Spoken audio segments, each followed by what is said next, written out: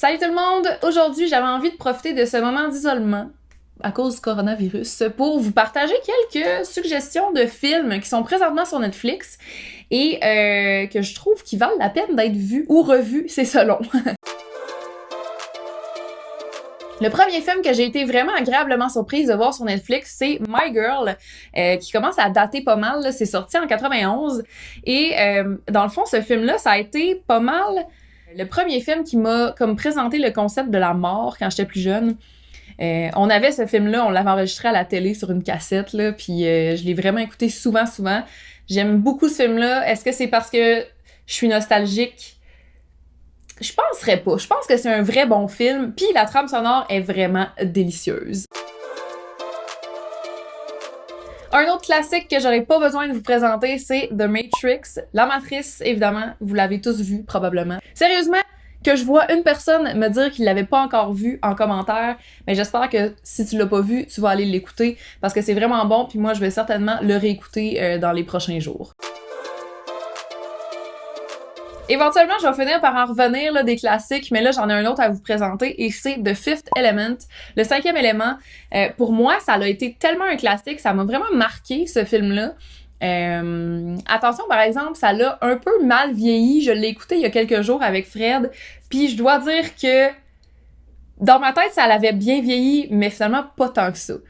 Ça reste quand même un très bon film et je pense que vous devriez aller le voir si vous l'avez jamais vu.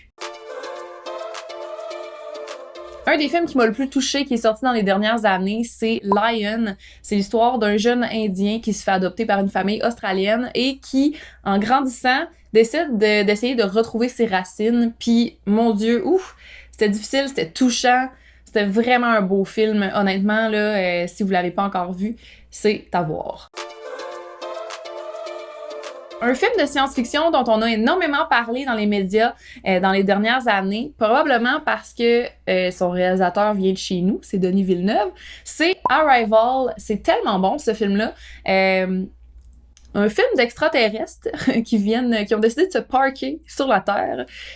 Puis dans le fond, c'est un film qui tourne autour de la communication, comment faire pour communiquer avec eux. Puis j'ai adoré ce film-là, puis je pense qu'on est beaucoup à l'avoir aimé. Donc mettez ça à votre liste. Un film qui lui aussi commence à dater, c'est Seven avec Brad Pitt et Morgan Freeman. Ça tourne autour d'une enquête pour trouver un tueur en série qui est très très sadique.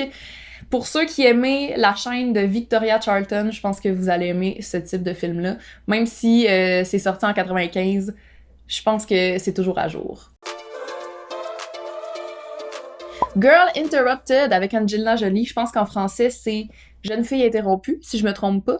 Bref, c'est un film assez sombre qui porte sur la thématique de la santé mentale. Par bout, c'est assez difficile à regarder aussi, mais ça m'avait vraiment marqué quand c'était sorti. Fait que ouais, je mettrais ça sur ma liste aussi.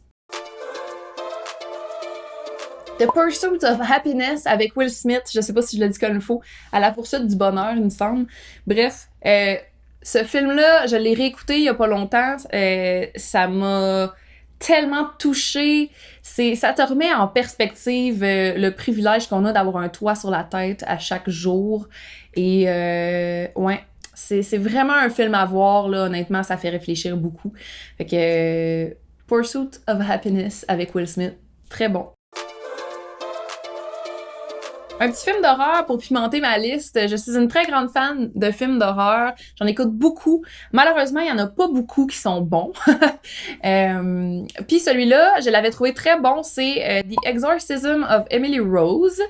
C'est, dans le fond, un film d'exorcisme. Puis bon, fait que c'est ça. Si vous aimez les films d'horreur, je vous le conseille vraiment.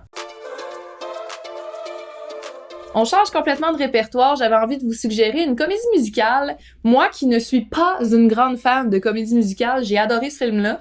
C'est Burlesque avec Christina Aguilera et Cher.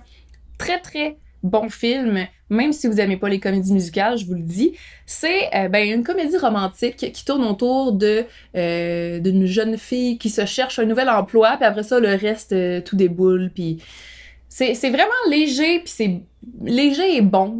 Léger... Ouais, c'est ça. C'est un des films légers que j'ai dans ma liste, dans le fond, parce que les autres sont pas si légers que ça. Ce n'est pas un film d'horreur, mais son histoire est plutôt horrifiante. Le film Room, qui met en scène la vie d'une jeune fille qui a été kidnappée, séquestrée et qui a mis au monde l'enfant de son kidnappeur / agresseur. C'est fou de voir ça de l'intérieur. C'est vraiment... Ouf, c'est terrible.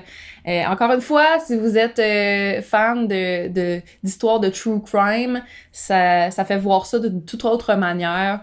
Et beaucoup de psychologie là-dedans. J'ai adoré ce film-là, puis je trouve qu'on n'en a pas assez parlé. Le prochain film dont je voulais vous parler, c'est probablement le film qui m'a fait le plus brailler dans les dernières années.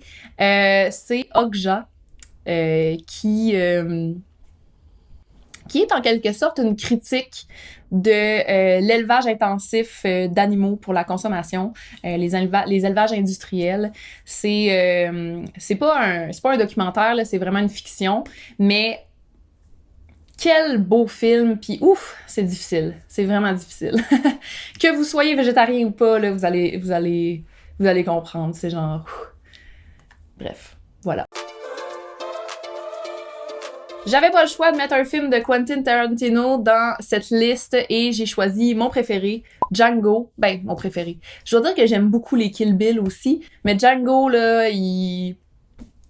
j'ai accroché à ce film-là vraiment beaucoup.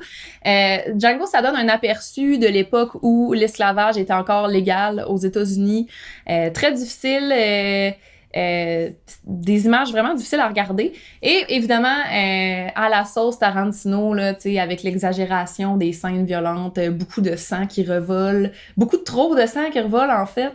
Des gens qui meurent jamais, même s'ils se font tirer 40 000 balles. Moi, ces scènes-là, je trouve qu'ils... Même si c'est de la violence, je trouve que ces scènes-là allègent un peu. Moi, ça me fait rire, ces scènes-là, parce que je trouve ça tellement exagéré. C'est absurde. Fait que ça me fait rire. Mais peut-être pas pour tout le monde. En tout cas, si vous avez jamais vu de Quentin Tarantino, je pense que c'est une bonne suggestion pour commencer à rentrer dans cet univers-là. Ma prochaine suggestion, c'est 50 First Dates, qui est probablement mon film de comédie romantique préféré. Je l'ai vraiment beaucoup aimé. Je sais pas pourquoi, ça m'a full touchée. Autant j'ai trouvé ça drôle, que frustrant, que touchant. Un super de beau film, là, divertissant à souhait, avec Adam Sandler et Drew Barrymore.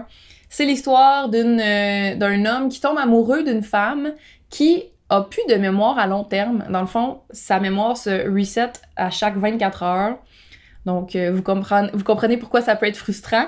Si vous n'avez pas encore vu ça, honnêtement, c'est full un bon film, là. C'est léger, c'est le fun, c'est touchant. Voilà. Quand on me demande, Cam, c'est quoi ton film préféré, je suis pas capable d'en choisir juste un, mais celui-là est toujours dans la liste. C'est Geisha, Mémoire d'une geisha, qui est présentement sur Netflix. Et j'adore ce film-là. Je sais pas pourquoi je l'aime autant. Est-ce que c'est le jeu des acteurs, les décors, l'ambiance? Est-ce que c'est parce que c'est une thématique qui est peu abordée dans le cinéma? T'sais, on parle pas souvent de l'envers du décor des geishas. En tout cas, chose certaine, j'adore ce film-là. C'est un peu long, sachez-le, ça dure environ 2h30, mais si vous êtes prêt mentalement, là, je pense que vous allez apprécier. Et c'est ce qui fait le tour de ma liste de suggestions de films à écouter pendant qu'on est embarré chez nous. D'ailleurs, avant de vous laisser, je voulais vous faire une petite annonce concernant ma série à huis clos. Évidemment, cette série-là sera en pause jusqu'à nouvel ordre, là. On prend les mesures nécessaires pour pas propager le virus. Donc, en attendant, ben, je vais continuer à faire des petites vidéos comme ça, en one-on-one avec vous, puis en espérant que ça se règle bien vite, tout ça. Prenez soin de vous, puis nous, on se revoit dans une prochaine vidéo. Salut tout le monde!